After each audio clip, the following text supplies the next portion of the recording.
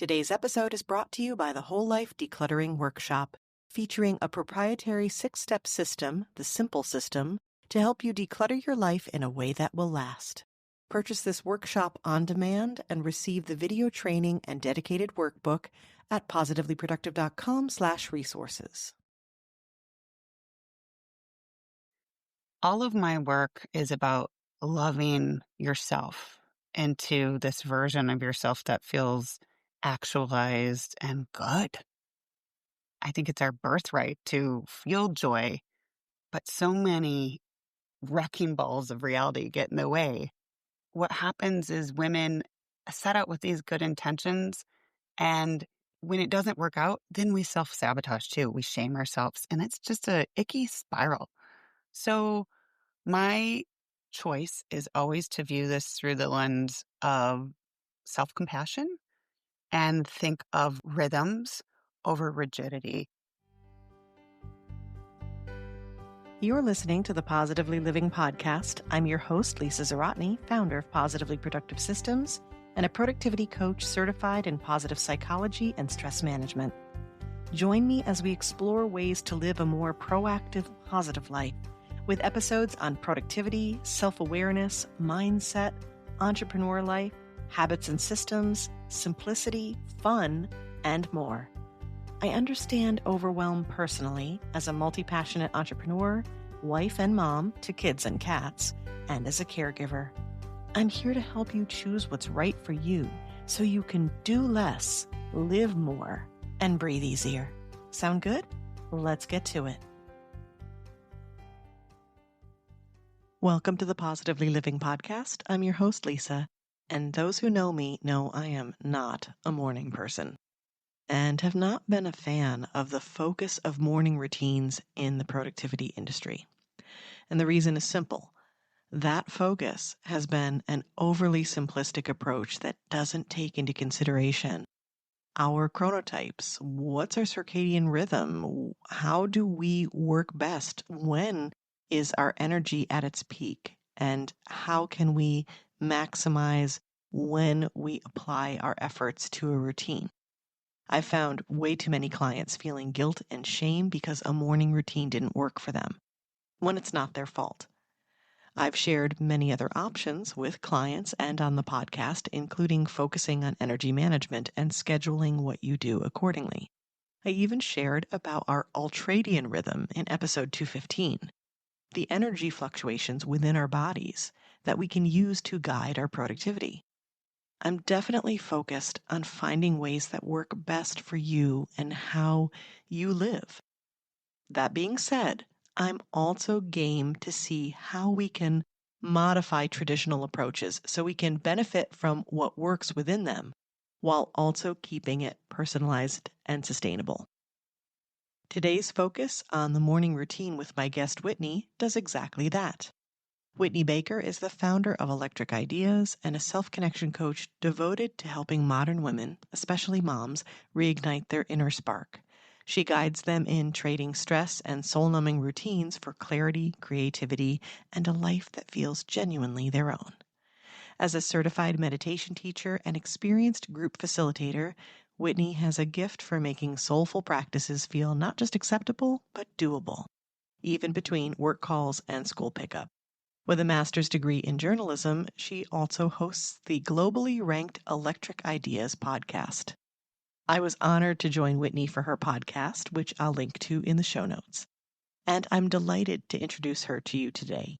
We talk about the idea of our morning routine and why it's important, but also what to do if mornings are not your thing. She gives us a key question to ask ourselves as a way to start a morning routine.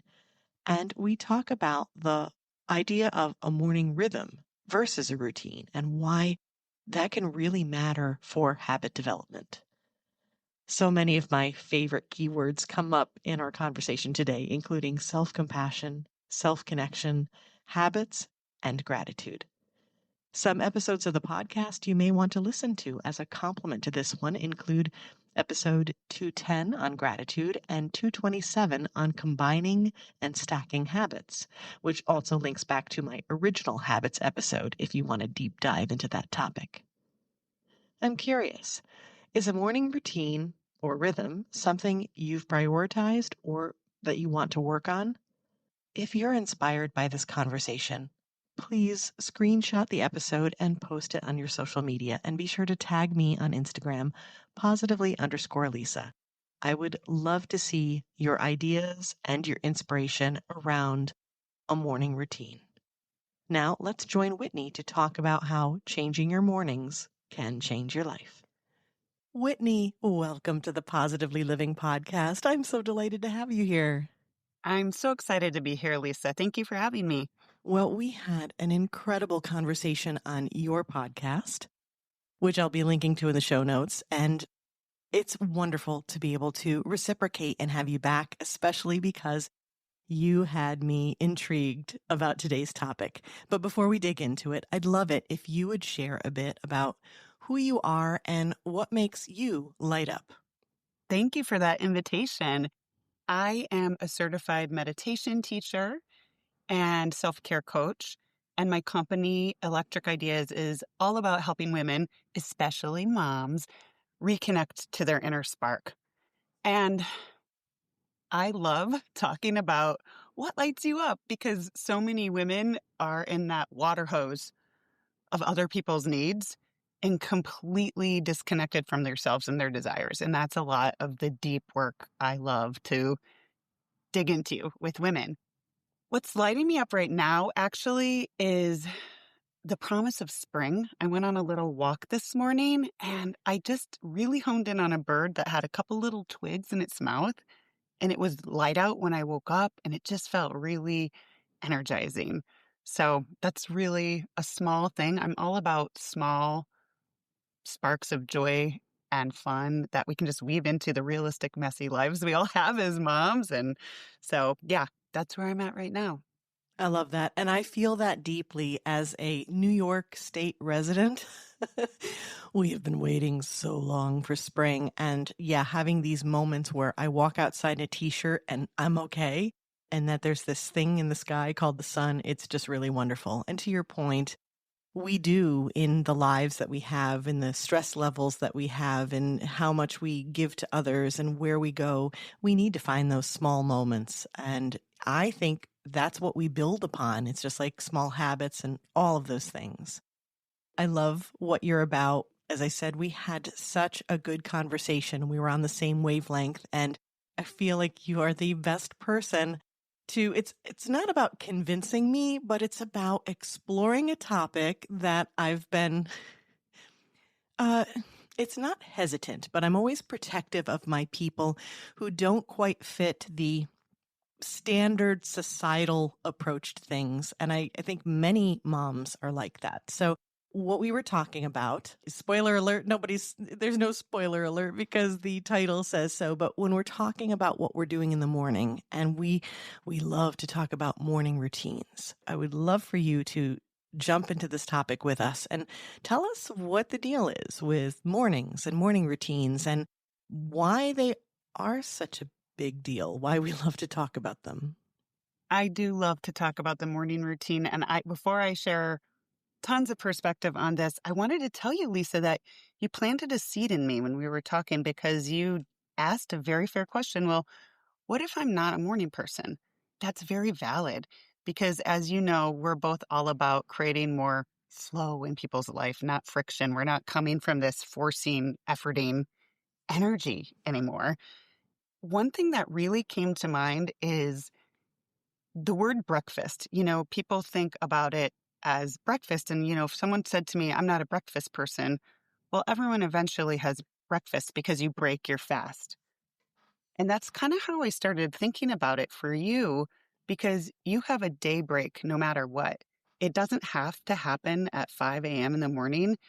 And I'm all for whatever works for you. But I think that right now there's a little bit of some kind of, I don't want to use the word bro, but there is a little bit of like rise at 5, optimize everything, optimize your life energy that's not necessarily serving our communities, that can make people feel less than about morning routines. So that's why I think we're having an important conversation here. But I just wanted to share that little revelation first. Thank you. And you set the scene so well because I was definitely planning to bring this up, the what if you're not a morning person. We do need to take our tendencies, our personality, our chronotypes into consideration. So what you're talking about then is more conceptual, and then we apply it in a way that works for us. Yeah, we're definitely not about the push, the hustle that doesn't take into consideration our lives, our energy, and all that. So we'll talk about the morning and being realistic as a mom, even though I'm, quote, not a morning person. I'm dealing with mornings because I have to get the kids to school. So there's some reality in there that we have to deal with. And then there's also, how do I set myself up for success? So why do we struggle with morning routines? One of my clients recently, who's worked with me for years, and she knows that I am a proponent of having a morning routine that supports you, and we can talk about how to set that up. She just said that no matter what, she still sometimes wakes up and she just feels that urgency, like, oh my God, the world's here. Got to check my phone, got to run. And she told me whenever she does the practices that we've worked on and set up, and these can be 5 minutes, Lisa, she knows that she's a better person, she feels better, and she's a better parent, partner, and owner of a business when she does these 5 to 10 minute practices. But sometimes she just like life just gets the better of herself. So as she's been working a lot on just being like, that is just something that's part of me. I do it. It's like I brush my teeth. But just changing a habit, as you know, is hard. So that's a barrier for sure. Yeah, when you're, used to something. And I do think that the world around us, I know at least from my perspective as a mom, tends to sort of push for that urgency. Or when you said that, I was thinking of the word reactive. Uh-huh. So I feel like what you're talking about is the intentional practices and incorporating the pause and things like that. So yeah, so getting used to something different. Something you mentioned right at the very beginning of our conversation, and I wanted to pull it out and highlight it because I think it's so important, especially for moms, especially for caregivers, people who are giving to others constantly. This idea of taking a moment and actually asking yourself what you want or maybe how you work best. And so I don't want to get out of bed and just rush in the morning. I need that peace. I've had so much of that rush in life, and all it does is stress me out and I don't function well. I want calm and peace. I want a chance to figure out what I'm doing. I know as a productivity coach that we do better. We make fewer mistakes and we show up better when we have that space. So I crave more of the calm. And I think that's what this habit that we're talking about can help us build in, right? Absolutely. The language that really shifts things a lot with the women I work with is it's a huge self-empowerment move. So my kind of pillars that I try to say is when you wake up for yourself. No technology, no people, no pets. Because women, there's always someone who wants our time. There's always someone who wants our energy and our ideas and our cheer. And so the second you wake up and you flip on your phone or you sleep until someone's literally pulling on your body, you wake up in that reactionary, giving my power away space. I really like the phrase, wake up for yourself. Wake up for yourself. Now, I can immediately think of some mom moments in my life, especially when I had wee littles, right? Where there's less control.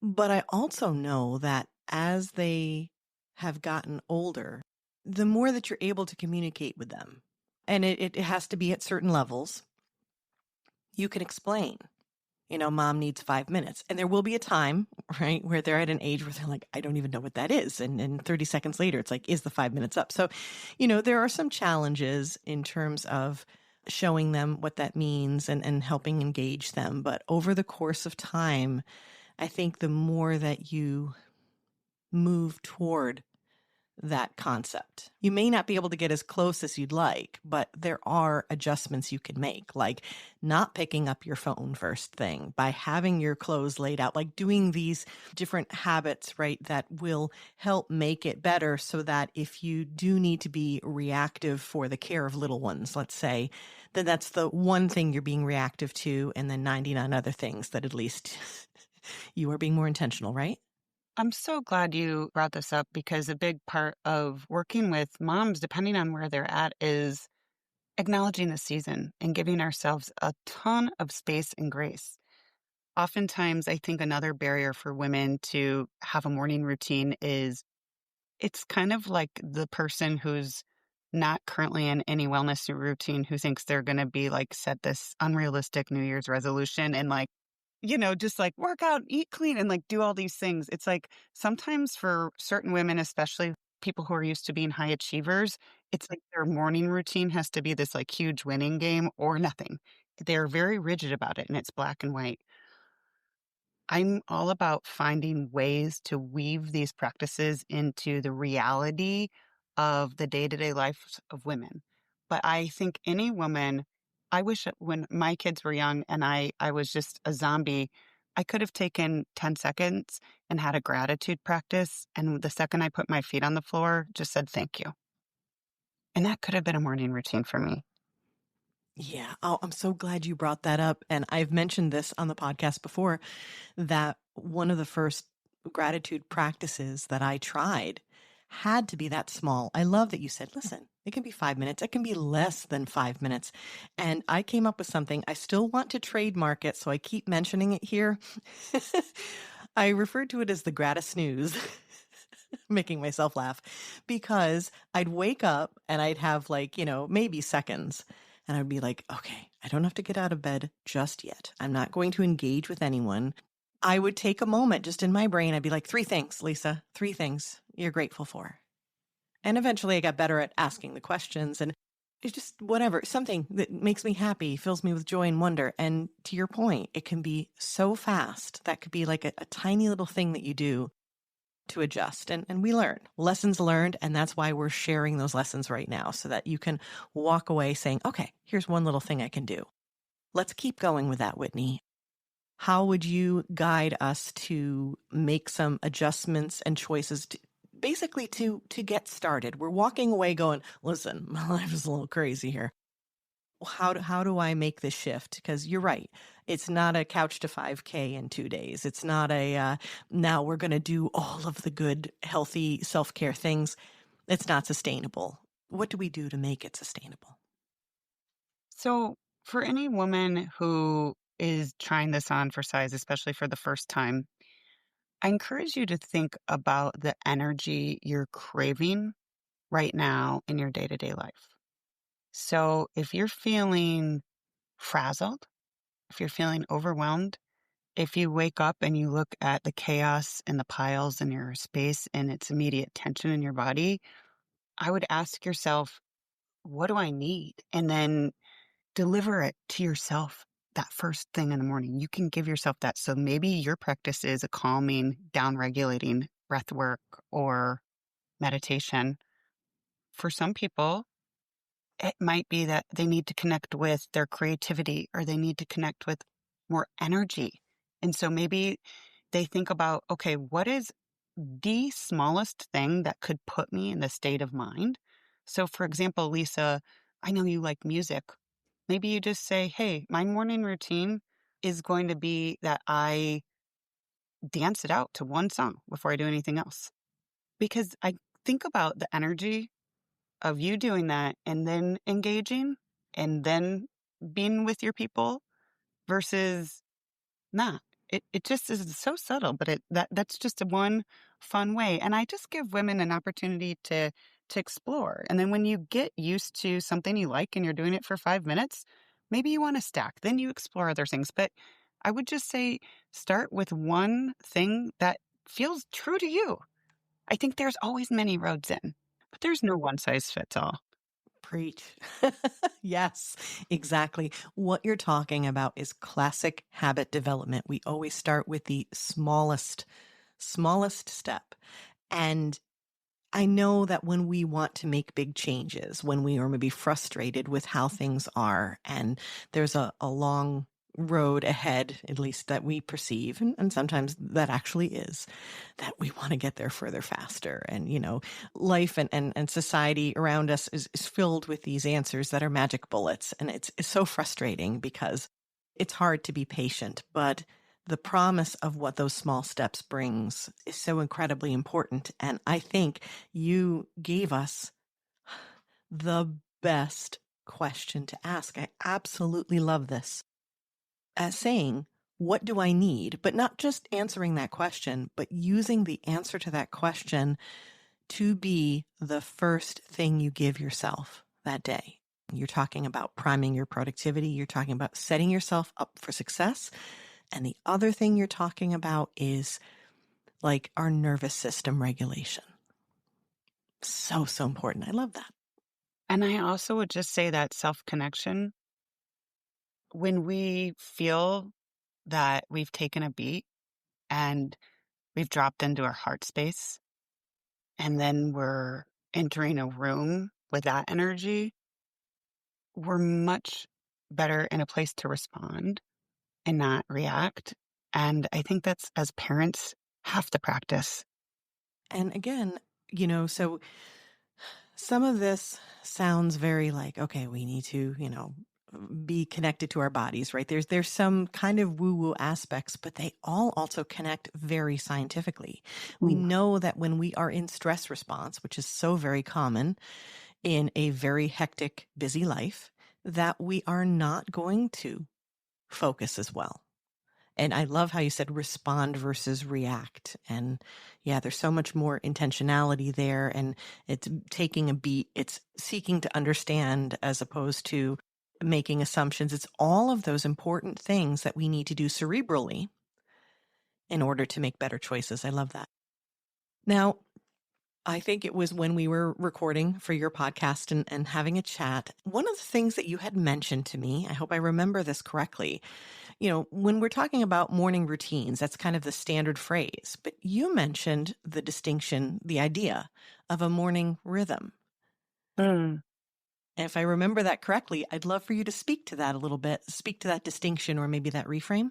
This kind of comes back to where we started with the rigidity that a lot of people, I mean, all of my work, and I think probably all of your work, is about loving yourself into this version of yourself that feels actualized and good.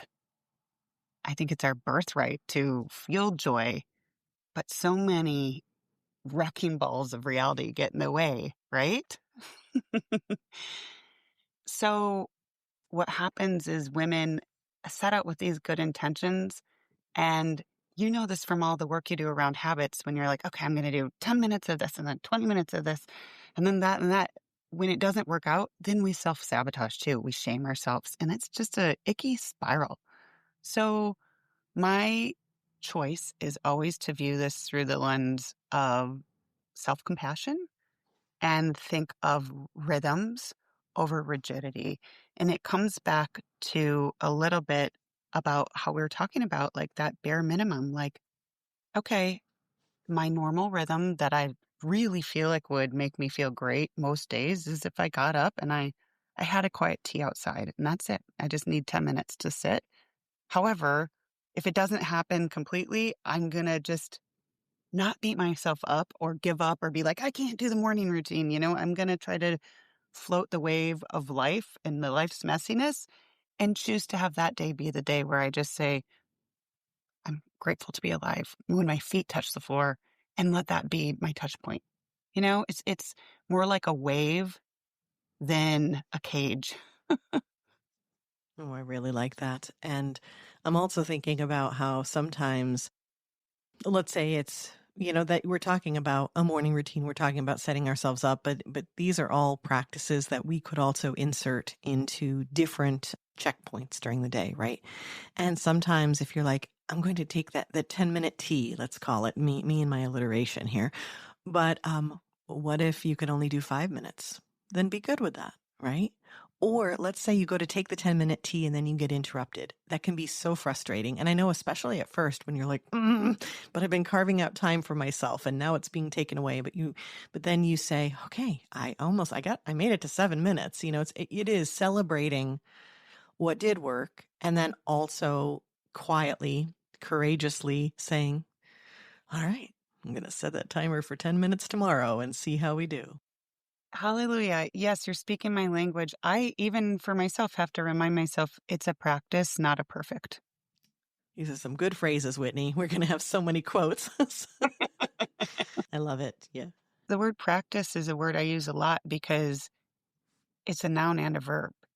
And I feel it deeply. And it's almost like we have our whole lives for this becoming. And it just takes that pressure that so many women feel off. It's like every day I get to practice a little bit and I'm going to do my best. I'm going to show up in the season and with the capacity I have.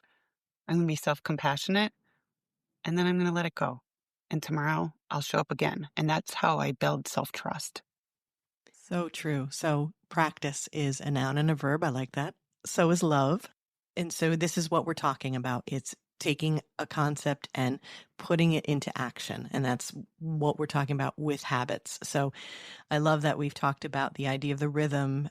So it's basically being less rigid. It's like it really is going with the flow, but you're going with the flow in an intentional way that says, but this is what I'm going to try to do because this is what I need. You shared with us that we're asking that one question, what do I need right the most, really? And you'll know what that is. And also, I guess I want to add that this could change, right?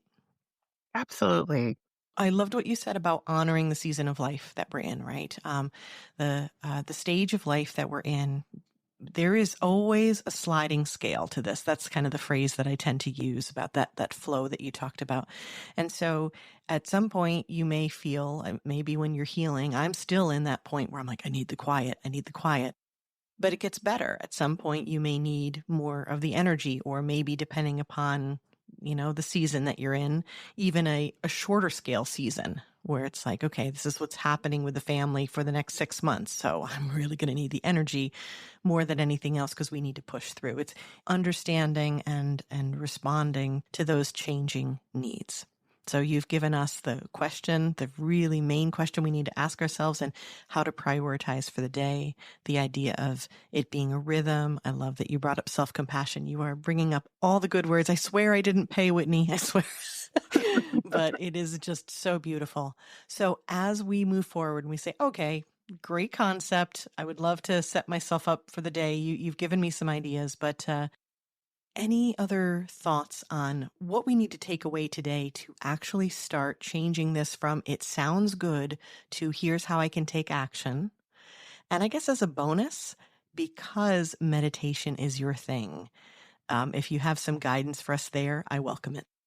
What's bubbling up on my heart right now is something I wish I would have had language for when I was in a little bit of the throes. I still have kids that need a lot, but they're both in junior high now. So they can, read a sign that I'm doing something and give me a minute and that sort of thing. So I'm in a different phase. I now have a distinguishment between needs. I feel like women just feel exhausted, but sometimes my clients will be like, okay, well, yeah, I just needed rest. I needed downtime. And I'm all into tapping in and deep listening. Sometimes we need rest, but sometimes we need rejuvenation. And that's why sometimes when women take that weekend and they're like, yeah, I just crashed, I did whatever, but I feel like, okay, I slept, but I don't feel like lit up. It's exploring for them. And this is a lot of work that I do. It's like a special sauce of using meditation as a tool to calm down and self connect. We're not taught that, right? So a lot of the work I do seems a little bipolar in a way because I'm like, we're going to gather and calm you down with meditation and give you that chance to self connect. And from that place of self connection, we're going to remember and think about what lights you up. So you get that chance for like kind of rest and attunement. And from that place of self connection, you remember, like, oh my gosh, I used to rollerblade before I had kids. Why'd I stop doing that? Just silly stuff like that. So that's what I wanted to say. I guess it was just really on my heart for women as they're thinking even about their morning routine. Like that might be another filter just to think things through. Like, do I need something that will feel rest and restorative? Or am I feeling lackluster? We all want to be in our highest joy. We all want to move from our highest joy. And you can't fake that. I love that because even though I'm like the most pro nap person you'll ever meet, and yes, we need to have rest and we need nourishment along the basic levels, right? Maslow's hierarchy of needs here, right? So you got to get the basics in, but then at some point it's like, well, what other kind of nourishment are you still seeking? And you're right, when you take those moments, when you put into practice ways to sit and reflect on that, in the quiet comes the answers, in the pause, right? So that's another great point, is that if you're all right, I'm working on the morning routine and I'm having that quiet, maybe within that 10-minute tea or coffee in my case, you could take a moment to ask that question of, what's something I really love, and maybe it's the follow-up question of, and when was the last time I did it? Yes. That's such a simple approach. I love that. And I love what you're talking about in terms of there's self-compassion, there's self-connection, and that all comes full circle to how we started with what lights you up. So yeah, ask yourself what lights you up. That's beautiful, Whitney. Okay, I think that is a wonderful place for us to wrap up. And we're going to have some fun questions that will probably be very telling as well. They're often more inspiring than you can imagine. But before we dig into those, let us know where we can find you online. Oh, I'd love to hear from anybody. I love people's stories. I love people, to be honest. And I have a very soft spot for mothers and creatives. So you can connect with me. You can catch my podcast at Electric Ideas is available on Apple, Spotify, or wherever you tune in. My website is myelectricideas.com, so you can check all the goodies out there. But Instagram is where I play the most. So at Whitney Woman is my current Instagram handle. Right. Well, if you play with me on Instagram, you will find Whitney because I'm following her there. And we'll not only have your links in the show notes, but I'll be linking to my episode on your podcast in the show notes. So that's a quick way to just hop right on over to your podcast and take a listen because you'll love it. Okay. With that, let's get into the rapid wrap up. And basically it's 3 things that inspire positively living for you. So we're looking for a song, a saying, and a resource of any kind. Let's start with a song. What music is popping up for you today? Well, I'm so glad you asked this question because every year I create a playlist for the year and a title of the playlist. I'm 43, so this year mine is 43 and free. And sometimes it's almost like, just what's the universe gonna whisper to me today? And I'll push play on it. And I did that this morning when I was doing my dishes. And Do You Realize by Willie Nelson came on. And it's a really kind of soulful version. And I'm digging it because it invites perspective. My parents are downsizing. And so I spent last weekend bringing home a lot of boxes. And it just is a perspective. And it reminds us just to, what's it all about? And just to let the people you love know you love them while you can. So I was just feeling that with my dishes this morning, my friend. That's an excellent suggestion. I'm going to put that on the Positively Living podcast playlist. And I'm definitely going to check out the lyrics because Willie always gives you something to think about. And it sounds like you're in like major extra reflective mode right now. Yes. So, how about a saying? It could be a mantra, a quote, just anything that, it's maybe something that you share often or you have up on your walls, just something that inspires. Yeah. A saying that's just emblazoned in me because I've taught it so much and try to live it is how we live our days is indeed how we live our lives by Annie Dillard. And for me and the work I do with my clients, it really speaks into not kicking the can on life and to designing your days, because these small things really add up.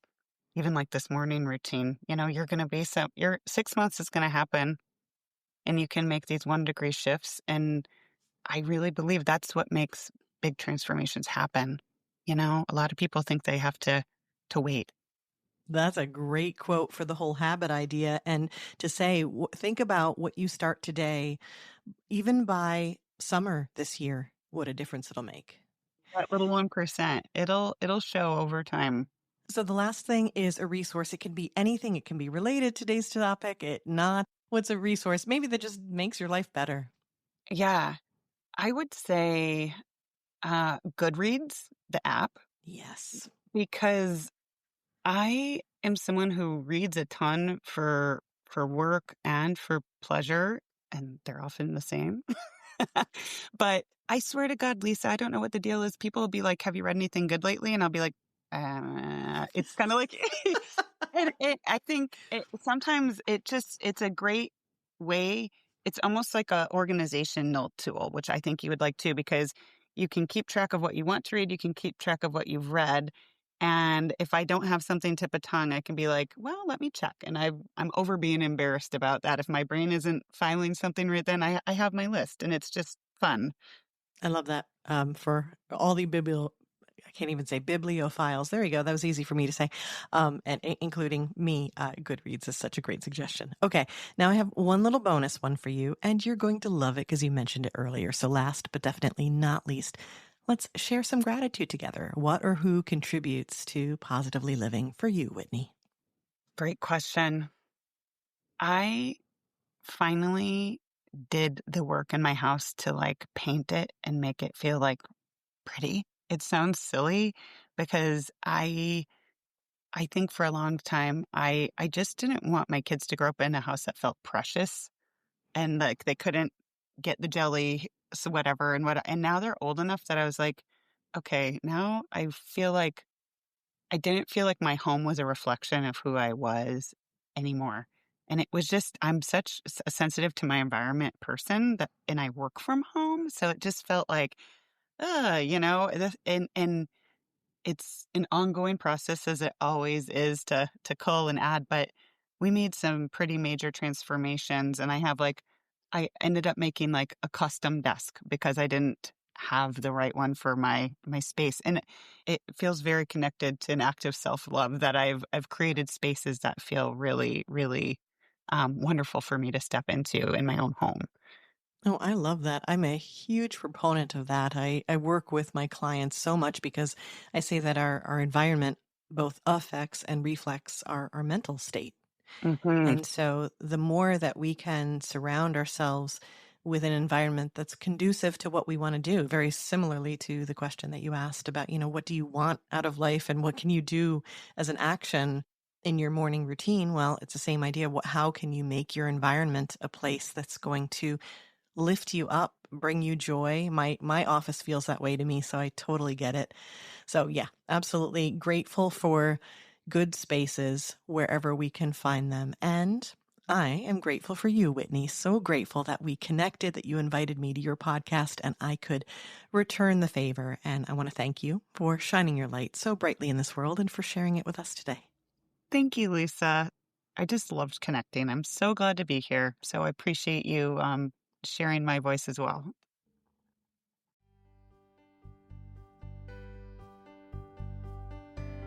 Thank you for joining me today. Your time is precious, and I'm honored you chose to spend it with me. If you have feedback or questions, you can find me through the Connect page of the positivelyproductive.com website. And if you're looking for any of the resources mentioned here, from books to products to training and more, go to positivelyproductive.com/resources.